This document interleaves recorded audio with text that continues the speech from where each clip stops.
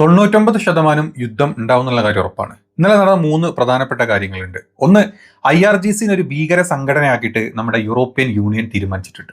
ആഹാ, അടിപൊളിയല്ലേ? രണ്ടാമതായിട്ട് ഈ ടെഹ്റാനിലുള്ള കംപ്ലീറ്റ് മെട്രോ സ്റ്റേഷൻസ് ഉണ്ട്. അതായത് ഭൂഗർഭ മെട്രോ സ്റ്റേഷൻ ഉണ്ട്. ലോകത്തിലെ തന്നെ ഏറ്റവും വലുതും ഏറ്റവും ആയം കൂടിയ മെട്രോ സ്റ്റേഷനുകളിൽ ഒന്നാണ്. ഈ കംപ്ലീറ്റ് സ്റ്റേഷനുകളും എത്രയും പെട്ടെന്ന് ആളുകൾക്ക്, അതായത് യുദ്ധം വന്നു കഴിഞ്ഞാൽ ആളുകൾക്ക് താമസിക്കാനുള്ള അല്ലെങ്കിൽ അവരെ പാർപ്പിക്കാനുള്ള ഷെൽട്ടറുകളായിട്ട് മാറ്റാൻ അവിടുത്തെ ടെഹ്റാനിലെ മേയറുടെ സൈഡിൽ നിന്ന് ഒരു പോസ്റ്റ് വന്നിട്ടുണ്ട്. പിന്നെ മൂന്നാമതായിട്ട് പറയാനുള്ളത് റഷ്യയുടെ, അതായത് ടെഹ്റാനിലുള്ള റഷ്യയുടെ ആണവ കേന്ദ്രത്തിൽ നിന്ന് എത്രയും പെട്ടെന്ന് റഷ്യൻ എഞ്ചിനീയേഴ്സിന്, അതായത് ന്യൂക്ലിയർ എഞ്ചിനീയേഴ്സിനോട് സ്ഥലം മാറി തിരിച്ചു വരാനുള്ള ഒരു പ്രഖ്യാപനം റഷ്യയുടെ സൈഡിൽ നിന്നും ഉണ്ടായിട്ടുണ്ട്. ഇതൊക്കെ തന്നെയാണ് യുദ്ധത്തിനുള്ള ഏറ്റവും അവസാനത്തോട്ട് വരുന്ന ഏറ്റവും കാര്യപ്പെട്ടുള്ള കാര്യങ്ങൾ. ഏതായാലും ഈ വീഡിയോയിലോട്ട് പോവാം. അപ്പം വീഡിയോ ഇഷ്ടപ്പെടുന്നവർ ലൈക്കും കമൻറ്റും ഷെയറും സബ്ബും ഒക്കെ ചെയ്യാം. ടെഹ്റാന്റെ മേയർ അലി റെസ സക്കാനി ഇന്നലെ ഒരു പോസ്റ്റ് ഇട്ടിട്ടുണ്ട്, അല്ലെങ്കിൽ ഒരു ആഹ്വാനം ചെയ്തിട്ടുണ്ട്. എത്രയും പെട്ടെന്ന് ടെഹ്റാനിലുള്ള ഭൂഗർഭ മെട്രോ സ്റ്റേഷനുകളെല്ലാം ആളുകൾക്കുള്ള അഭയ കേന്ദ്രങ്ങളാക്കി മാറ്റും എന്നുള്ള കാര്യമാണ് പറഞ്ഞിട്ടുള്ളത്. കാരണം യുദ്ധം വന്നു കഴിഞ്ഞാൽ ഈ പറഞ്ഞ ആളുകളെ, നമ്മൾ വിചാരിക്കില്ലേ അമേരിക്ക അപ്പോൾ ആളുകളെ കൊല്ലാനാണോ അമേരിക്ക പോകുന്നത്, അവിടുത്തെ പ്രതിഷേധക്കാർക്ക് ഉള്ള ബുദ്ധിമുട്ട് കണ്ട് സഹിക്കാൻ പറ്റാണ്ട് കണ്ണീരോടെ ഓടിച്ചെന്നതല്ലേ അമേരിക്ക ഈ ആളുകളെ രക്ഷിക്കാൻ എന്നൊക്കെ നമുക്ക് തോന്നുമെങ്കിലും അതല്ല സത്യം എന്ന് യഥാർത്ഥത്തിൽ ന്യൂസ് അറിയുന്ന ആൾക്കാർക്കറിയാം. അവിടെ ഒരു യുദ്ധം വന്നു കഴിഞ്ഞാൽ ഈ സകല ആളുകളെയും അമേരിക്ക ബോംബിട്ട് കൊല്ലും. അവിടുത്തെ ഭരണം പിടിക്കാൻ വേണ്ടിയിട്ട് ഏത് അറ്റത്തെ എന്ത് കടും കൈയും ചെയ്യുന്ന വെറും ചെറ്റകളാണ് ഈ അമേരിക്കക്കാർ എന്നുള്ളത് എല്ലാവർക്കും അറിയാം. അല്ലെങ്കിൽ അമേരിക്കൻ ഭരണം, ട്രംപ് അഡ്മിനിസ്ട്രേഷൻ എന്നുള്ള എല്ലാവർക്കും അറിയാം. അതുകൊണ്ട് അവിടെ നടക്കാൻ പോകുന്നത് അതുകൊണ്ടാണ്. അത് തന്നെയാണ് ടെഹ്റാനിലെ യുദ്ധകാല തയ്യാറെടുപ്പുകളിൽ പെട്ടതാണിത്. ഭൂഗർഭ ഷെൽട്ടറുകൾ, അതായത് യുദ്ധമുണ്ടായാൽ ജനങ്ങളെ സംരക്ഷിക്കുന്നതിന് നഗരത്തിലെ ഭൂഗർഭ പാർക്കിംഗ് ഏരിയകളും മെട്രോ സ്റ്റേഷനുകളും യുദ്ധകാല ഷട്ടറുകളായിട്ട് മാറ്റുമെന്നാണ് ടെഹ്റാൻ മേയർ അലി റെസ സക്കാനി പ്രഖ്യാപിച്ചിട്ടുള്ളത്. അത് മാത്രമല്ല, മെട്രോ സംവിധാനങ്ങൾ എന്ന് പറഞ്ഞു കഴിഞ്ഞാൽ മിഡിൽ ഈസ്റ്റിലെ തന്നെ ഏറ്റവും വലിയ ആഴമേറിയതും തിരക്കേറിയതുമായിട്ടുള്ള മെട്രോ സംവിധാനമാണ് ടെഹ്റാനിലുള്ളത്. ഇത് വ്യോമാക്രമണങ്ങളിൽ നിന്നും രക്ഷപ്പെടാനും അനുയോജ്യമായ സുരക്ഷിത സ്ഥാനമാക്കി ഉപയോഗിക്കാനുമാണ് ഇറാന്റെ ഇപ്പം ഏറ്റവും ലേറ്റസ്റ്റ് ആയിട്ടുള്ള പദ്ധതി. പൊതുജന സുരക്ഷ എന്ന് പറഞ്ഞാൽ 2025 ഇസ്രായേൽ ആക്രമണ സമയത്ത് സ്കൂളുകളും അതുപോലെ തന്നെ പള്ളികളൊക്കെ താൽക്കാലിക ഷെൽട്ടറായിട്ട് ഉപയോഗിച്ചിരുന്നു. പക്ഷേ ഇന്ന് അതുപോലെയല്ല, ഇതൊരു കംപ്ലീറ്റ് വാറിലോട്ടാണ് പോകുന്നത്. അങ്ങനെ ഉണ്ടായി കഴിഞ്ഞാൽ തീർച്ചയായിട്ടും ആ ഒരു എന്താ പറയുക ബങ്കർ പോലെ, ഇപ്പം ഇറാനിലൊക്കെ അല്ല ഇസ്രായേലിലൊക്കെ ആണെങ്കിൽ ബങ്കറുകൾ കുഴിച്ചിട്ടിരിക്കുക. അത്രയും അവർക്ക് പേടിയാണ്.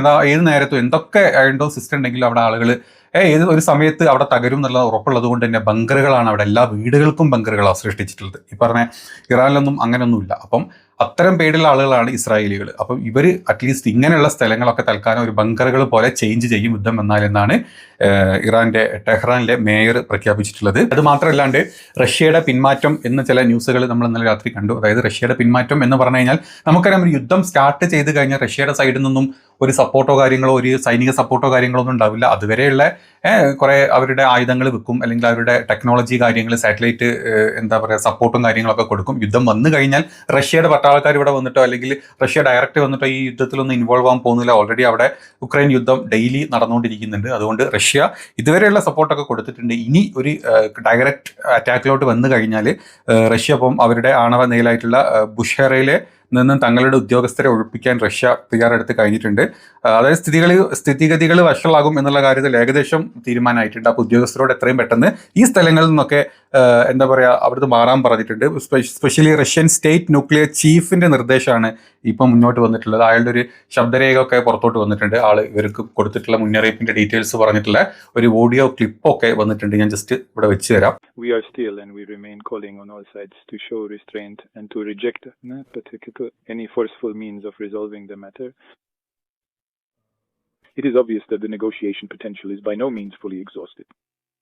And of course, due to the fact that it's by no means fully utilized, our primary focus must be on diplomatic negotiation mechanisms. Any kind of forceful actions are only capable of to create chaos within the region and lead to extremely dangerous consequences from the perspective of destabilizing essentially the entire security system throughout. അത് മാത്രമല്ല, Russia ഒരു വലിയ മുന്നറിയിപ്പും കൂടെ കൊടുത്തിട്ടുണ്ട്. ഈ ചെർണോബിൽ ഉണ്ടായിട്ടുള്ള ഒരു ആണവ എന്താ പറയുക അറ്റാക്ക് കൊണ്ടുണ്ടായിട്ടുള്ള ദുരിതങ്ങൾ എത്രത്തോളം ഉണ്ട് നമുക്ക് എല്ലാവർക്കും അറിയാം, അല്ലേ? ലോകത്ത് താമസിക്കുന്ന നമുക്ക് ജീവിക്കുന്ന എല്ലാവർക്കും അറിയാം. അത്തരത്തിലുള്ള ഒരു അറ്റാക്ക് ഈ ബുഷേറിൽ ഉണ്ടായി കഴിഞ്ഞാൽ അതിനേക്കാൾ വലിയ ഒരു എന്താ പറയുക ഒരു ന്യൂക്ലിയർ ലീക്കേജ് അവിടെ ഉണ്ടാവും. അങ്ങനെ ഉണ്ടായി കഴിഞ്ഞാൽ എത്ര വലിയ വരും വരായികളെ പറ്റിയൊക്കെ റഷ്യ വലിയൊരു മുന്നറിയിപ്പും ഇന്നലെ ഇതിന്റെ ഭാഗമായിട്ട് തന്നെ കൊടുത്തിട്ടുണ്ട്. ഇനി അമേരിക്കയുടെ അന്ത്യശാസനം എന്നും പറഞ്ഞിട്ട് ട്രംപ് ഇന്നലെ രാത്രി വീണ്ടും വൈറ്റ് ഹൗസിൽ ഉണ്ടായിട്ടുള്ള ഒരു പത്രസമ്മേളനത്തിൽ സംസാരിച്ചിട്ടുണ്ട്. അതായത് ഞങ്ങൾ എന്താണെങ്കിലും ആക്രമിച്ചിരിക്കും, ഈ ആണവ കരാറിൽ ഇറാൻ വന്ന് സൈൻ ചെയ്തേ പറ്റൂ, അത് രണ്ടുപേരും കൂടെ മ്യൂച്വലി ഇരുന്നിട്ടുള്ള ഒരു ഡിസ്കഷനും കാര്യങ്ങളൊന്നുമില്ല, ഞങ്ങൾ എന്ത് പറയുന്നോ അത് വന്ന് സൈൻ ചെയ്തോളാം, ഞങ്ങൾക്ക് വേണ്ടിയിട്ട് ഞങ്ങൾ എന്ത് പറയുന്ന സൈൻ ചെയ്തോളാം എന്നാണ് അമേരിക്കയുടെ സൈഡിൽ നിന്നുള്ള ഇന്നലെ നൈറ്റിൽ വന്നിട്ടുള്ള അവസാനത്തെ വാർണിംഗ് ആയിട്ട് ട്രംപ് പറഞ്ഞിട്ടുള്ള ഒരു കാര്യം. അപ്പോൾ തന്നെ ഈ കാര്യങ്ങൾക്ക് ഇറാന്റെ സൈഡിൽ നിന്ന് വ്യക്തമായിട്ടുള്ള മറുപടി പോയിട്ടുണ്ട്. ഞങ്ങൾ ആണവായുധങ്ങളൊന്നും ഉണ്ടാക്കിയിട്ടില്ല. ഇനി രാജ്യത്തിന് സുരക്ഷമല്ല എന്ന് തോന്നുന്ന, രാജ്യത്തിന് എതിരെ ആക്രമിക്കുന്ന ഏത് രീതിയിലുള്ള ആക്രമണങ്ങളും ഞങ്ങൾ യുദ്ധമായിട്ട് കാണും, ഞങ്ങളാൽ കഴിയുന്ന 100% ഞങ്ങൾ തിരിച്ചടിക്കും എന്നുള്ളതും ഇറാൻ എന്നും പറയുന്നുണ്ട് അമേരിക്കയോട്. ഒരു നട്ടല് വളയാണ്ട് എന്താ പറയുക, ഒരു കാലം പിടിക്കാണ്ട് ഇറാൻ അന്നും ഇന്നും എന്നും പറഞ്ഞുകൊണ്ടിരിക്കുന്ന കാര്യങ്ങളും ഇത് തന്നെയാണ്. ഇനി ഇതല്ലാത്ത മൂന്നാമത്തെ കാര്യം, അതായത് യൂറോപ്യൻ യൂണിയൻ സാഷ്ടാംഗം അമേരിക്കയുടെ ആസനം നക്കിയിട്ടുണ്ട് എന്ന് തന്നെ പറയാം. അതായത് കഴിഞ്ഞ ദിവസം വരെ യൂറോപ്യൻ യൂണിയനിലെ പല രാജ്യങ്ങളും ഇറാന് വേണ്ടി സംസാരിക്കുന്നു, അല്ലെങ്കിൽ ഇറാന് സപ്പോർട്ട് ചെയ്യുന്നു, ഇറാന് വേണ്ടിയിട്ട് ഘോരഘോരം പ്രസംഗിക്കുന്നു എന്നൊക്കെ നമ്മൾ കണ്ടു. പക്ഷെ അതൊന്നുമല്ല, അവസാനത്തിലോട്ട് എത്തിയപ്പം വീണ്ടും നമ്മൾ എന്നും ഈ പറഞ്ഞ പോലെ തന്നെ അമേരിക്കയുടെ ആസനം നക്കി തന്നെ ജീവിക്കും എന്നുള്ളതിനുള്ള ഏറ്റവും വലിയ ഉദാഹരണമാണ് ഇന്നലെ യൂറോപ്യൻ യൂണിയൻ അവർ ഇറാന്റെ IRGC, ഇറാന്റെ മെയിൻ പട, അതായത് മെയിൻ സൈന്യം തന്നെയാണ് IRGC, ഏറ്റവും വലിയ എന്താ പറയുക ഭീകര സംഘടനയായിട്ട് പ്രഖ്യാപിച്ചിട്ടുണ്ട്. ഏത് കഴിഞ്ഞ ദിവസം ഇന്ത്യ പോലും ഇറാനെ സപ്പോർട്ട് ചെയ്തിട്ട്, അല്ലെങ്കിൽ അവിടെ ഇത്തരത്തിലുള്ള ആളുകളെ കൊന്നിട്ടില്ല, അത് അവരുടെ നിലനിൽപ്പിന് അല്ലെങ്കിൽ ആ രാജ്യത്തിന് വേണ്ടിയിട്ടാണ് എന്നുള്ള രീതിയിൽ UN പോയിട്ട് ഇന്ത്യ പോലും ഇറാനെ സപ്പോർട്ട് ചെയ്ത് നിന്ന സമയത്താണ് ഇപ്പം ഇതേ യൂറോപ്യൻ യൂണിയൻ ഇപ്പം IRGCനെ ഭീകര സംഘടനയായിട്ട് പ്രഖ്യാപിച്ചിട്ടുള്ളത്. അപ്പോൾ നമ്മൾ ശ്രദ്ധിച്ചാൽ മതി, അമേരിക്കനെ വിട്ടിട്ട് ഈ പറഞ്ഞ ഒരു യൂറോപ്യൻ കൺട്രീസിനും നിലനിൽപ്പില്ല. അവർ എന്തൊക്കെ, ഇപ്പോൾ ഗ്രീൻലാൻഡ് ഇഷ്യൂ ഉണ്ട്, അത് വെനിസലയിലെ ഇഷ്യൂ വന്ന സമയത്ത് എല്ലാവരും കൂടെ അമേരിക്ക ട്രംപിന്റെ മേലോട്ട് ചാടി ഗ്രീൻലാൻഡ് വിട്ടു കൊടുക്കണമല്ലോ എന്ന് വിചാരിച്ചിട്ട് ഇതേ കൺട്രികളിൽ പല കൺട്രികളും അമേരിക്കക്കെതിരെ ഘോരഘോരം പ്രസംഗിച്ച്, എന്നിട്ട് നമ്മളുമായിട്ട് യൂറോപ്യൻ യൂണിയനും ഇന്ത്യയായിട്ട് വലിയ വലിയ ട്രേഡുകളിൽ സൈൻ ചെയ്തിട്ടില്ല, സൈൻ ചെയ്യും അടുത്ത കൊല്ലം, അതിനിടയിലുള്ള കാര്യങ്ങളൊക്കെ കഴിഞ്ഞാൽ എന്ന് വിചാരിച്ചിട്ട് നമ്മളുമായിട്ട് കൈകോർത്തു. അതോടുകൂടി അമേരിക്ക എന്ന് പറഞ്ഞ ഒരു ലോക പോലീസ് അല്ലെങ്കിൽ ലോകത്തിനെ നിയന്ത്രിക്കുന്ന രാജ്യം ഇല്ലാണ്ടായി നമ്മളും പറഞ്ഞു, അവരും പറഞ്ഞു, എല്ലാവരും പറഞ്ഞു. അവസാനം ഇറാനുമായിട്ടുള്ള യുദ്ധം വന്ന സമയത്ത് അതേ ടീം അമേരിക്ക പറഞ്ഞ പോലെ അമേരിക്ക ചെയ്യണതാണ് ശരി എന്നുള്ള രീതിയിൽ ഇറാനെ തള്ളിപ്പറയുകയും ചെയ്തു. അപ്പോൾ നിങ്ങൾ കണ്ടില്ലേ, ലോകക്രമങ്ങളിൽ വന്ന വലിയ മാറ്റങ്ങൾ ഒന്നുമില്ല, അമേരിക്ക ലോകക്രമങ്ങൾ മാറ്റും അവർക്ക് തോന്നുന്ന പോലെ, അതിനനുസരിച്ചിട്ട് ഇവരെല്ലാവരും കൂടെ തുള്ളിച്ചാടും. അതാണ് ഇവിടെ നടന്നുകൊണ്ടിരിക്കുന്നത്. അതിനുള്ള ഏറ്റവും വലിയ ഉദാഹരണമാണ് ഇന്നലെ IRGCനെ ഇത്തരത്തിലുള്ള ഒരു ഭീകര സംഘടനയാക്കി മാറ്റി അവർ പോലും അവരുടെ എന്താ പറയുക ഒരു പ്രസ്താവന ഇറക്കിയിട്ടുള്ളത്. ഇതിന്റെ ഭാഗമായിട്ട് തന്നെ ഇപ്പം ഇറാനിലുള്ള IRGCയുടെ ഭാഗമായിട്ട് അല്ലെങ്കിൽ ഇറാൻ നേതാക്കളുടെ ഒക്കെ ഈ യൂറോപ്പിലും ബാക്കി എവിടെയെങ്കിലുമൊക്കെ അവരുടെ ആസ്തികൾ ഉണ്ടെങ്കിൽ, അല്ലെങ്കിൽ അവരുടെ വല്ല എന്താ പറയുക അവർക്ക് സ്വത്തുകൾ ഉണ്ടെങ്കിൽ അതെല്ലാം കണ്ടുകിട്ടിയിരിക്കും. ഇവർക്കാർക്കും ഇനി 27 വരുന്ന യൂറോപ്യൻ യൂണിയനിൽ വരുന്ന കൺട്രീസിലോട്ട് പ്രവേശനം ഇല്ലാണ്ടാക്കി. അതായത് അവരുടെ കാര്യം നോക്കി, അവരുടെ സേഫ്റ്റി നോക്കി, അവരുടെ കാര്യങ്ങൾ നോക്കി, ഇനി എന്തെങ്കിലും അവിടെ ആവട്ടെ, അമേരിക്ക തല്ലേ കൊല്ലേന്ന് വെച്ചാൽ ഞങ്ങൾക്ക് ഞങ്ങളുടെ കാര്യം. എപ്പോഴും നമ്മൾ ചിന്തിക്കേണ്ടത് യൂറോപ്യൻ യൂണിയൻ എന്ന് പറഞ്ഞു കഴിഞ്ഞാൽ സ്വന്തം കാര്യത്തിന് അവരെന്തും ചെയ്യും. ഇപ്പം നമ്മളുമായിട്ട് ഡീല് വെച്ചു, ഈ ഡീല് വെച്ച് കഴിഞ്ഞാൽ നമുക്ക് കിട്ടുന്ന ഗുണത്തേക്കാൾ വലിയ ഗുണം അവർക്ക് കിട്ടുന്നവർക്ക് അറിയാം. അതിൻ്റെ പേരില്ല ഇനി ഈ ഡീലിൽ ഈ പറഞ്ഞ അടുത്ത വർഷത്തിൻ്റെ ഇടയ്ക്ക് ഇത് സൈൻ ചെയ്യുന്നതിൻ്റെ ഇടയ്ക്ക് ഏതൊക്കെ രീതിയിലുള്ള ചേഞ്ചസുകൾ വരുത്തണം, ഏതൊക്കെ രീതിയിലുള്ള കുത്തിത്തിരിപ്പുകൾ ഉണ്ടാക്കുന്നത് നമ്മൾ കാണേണ്ടി വരും. ഇതൊക്കെ ചെയ്ത് കഴിഞ്ഞാൽ അമേരിക്കനേക്കാൾ വലിയ ഡീല് ഇവരായിട്ട് നമുക്ക് ഉണ്ടാക്കാൻ പറ്റില്ല. ഏകദേശം 90ഓളം ബില്യൺ വരുന്ന അമേരിക്കയായിട്ട് 1 ഇയറിൽ, ജസ്റ്റ് ഒരു ഇയറിൽ 90 ബില്യണോളം നമ്മൾ എന്താ പറയുക ട്രേഡ് നടത്തിയിട്ടുള്ള അമേരിക്കയായിട്ട് നമുക്ക് ഒരിക്കലും ഈ പറഞ്ഞ യൂറോപ്യൻ ഇതിനെ കമ്പയർ ചെയ്യാൻ പോലും പറ്റില്ല. അവർ അമേരിക്കയുടെ അടുത്തോട്ട് നമ്മൾ എത്താൻ പോകുന്നില്ല. അതിനുള്ള പകരം എന്ന് പോലും പറയാൻ പറ്റില്ല, തൽക്കാലം ഒരു ആശ്വാസം എന്ന് നമുക്ക് ഇതിനെ പറയാൻ പറ്റുള്ളൂ. അതിൻ്റെ വിദഗ്ധർ പറയുന്ന വീഡിയോസ് ഉണ്ട്, നമുക്ക് അടുത്ത ദിവസങ്ങളിൽ അതിൻ്റെ ഡീറ്റെയിൽസ് ചെയ്യാം. ഞാൻ അതിന് വേണ്ടി വെയിറ്റ് ചെയ്തിരിക്കാം. അപ്പം ഇത്തരത്തിലുള്ള ഒരു സ്ഥലത്ത് യൂറോപ്യൻ യൂണിയൻ അവരുടെ കാര്യങ്ങൾ നോക്കും, അവരിതിലൊന്നും ഇടപെടാനും പോകുന്നില്ല. അവർക്ക് ഇന്ത്യയില്ല, അവർക്ക് ഇറാനും ഇല്ല, അവർക്ക് ആരുമില്ല, അവർക്ക് അവരുടെ സ്വന്തം കാര്യങ്ങൾ മാത്രമേ ഉള്ളൂ. അതാണ് കാണുന്നത്. ഇനി നിങ്ങളൊക്കെ വിചാരിക്കുന്നുണ്ട്, അപ്പം കഴിഞ്ഞ ദിവസം UAEയും ഖത്തറും അല്ലെങ്കിൽ സൗദിയൊക്കെ ഇവർക്കെതിരെ സംസാരിച്ചു, ഞങ്ങളുടെ ബേസിൽ നിന്ന് സമ്മതിക്കില്ല എന്നുള്ളത് നടക്കില്ല. അതായത് അമേരിക്ക അവിടെ ഒരു ബേസ് ഇട്ടുണ്ടെങ്കിൽ ഈ കൺട്രീസിനെ സപ്പോർട്ട് ചെയ്യുക, അവരെ സഹായിക്കുക. അതോടൊപ്പം തന്നെ അമേരിക്കയുടെ താല്പര്യങ്ങൾക്ക് അവിടുത്തെ സൈനിക എന്താണോ അവിടുത്തെ കാര്യങ്ങൾ ചെയ്യേണ്ടത് അമേരിക്ക ചെയ്യുമെന്നുള്ള ഒരു നിലപാടിലായി സ്ഥലത്തൊക്കെ ബേസ് ഉണ്ടാക്കുന്നത്. ഇപ്പം സൗദി രാജാവ് എന്ന് പറയാണ്, UAE രാജാവ് എന്ന് പറയാണ് പാടില്ല, ഇവിടുന്ന് നിങ്ങൾ ഇറാനിലോട്ട് യുദ്ധം ചെയ്യരുതെന്ന് പറഞ്ഞാൽ അങ്ങനെ ഒരു ക്ലോസ് പോലും അവിടെ ഇല്ല. അമേരിക്കക്ക് വേണമെങ്കിൽ ചെയ്യാം, അത് അമേരിക്കയുടെ ബേസാണ്. നിങ്ങളെ സപ്പോർട്ട് ചെയ്യും, കൂട്ടത്തിൽ ഞങ്ങൾക്ക് വേണ്ട ആൾക്കാരെ ഞങ്ങൾ അടിക്കുകയും ചെയ്യും.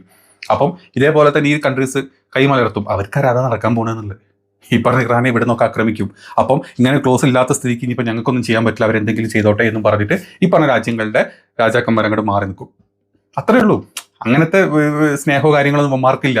ഞാൻ എന്നും പറയുന്ന പോലെ വീണ്ടും ആവർത്തിക്കുക, കുഴിമന്തിയും ഐഫോണും, അതിൻ്റെ അപ്പുറത്തോട്ടൊന്നുമില്ല. തിന്നണം, കുറേ പൂഷണം, അതിൻ്റെ അപ്പുറത്തോട്ട് വേറെ ഒന്നുമില്ല. അതാണ് സത്യത്തിൽ ഈ ടീംസിൻ്റെ മെയിൻ ഉദ്ദേശം. അതിനവർ എന്തെങ്കിലും ആവട്ടെ അവർ തീരുമാനിക്കുക. അങ്ങനെ അവസാനത്തോട് ഇതൊക്കെ എത്താൻ പോകുന്നത്. എങ്കിലും ഇറാൻ്റെ കയ്യിൽ എന്തൊക്കെ ആയുധങ്ങളുണ്ട്, അവരുടെ കയ്യിൽ ഏതൊക്കെ മിസൈൽസ് ഉണ്ട്, അവരുടെ കയ്യിൽ യഥാർത്ഥത്തിൽ ആണവായുധം അവരുണ്ടാക്കി വെച്ചിട്ടുണ്ടോ?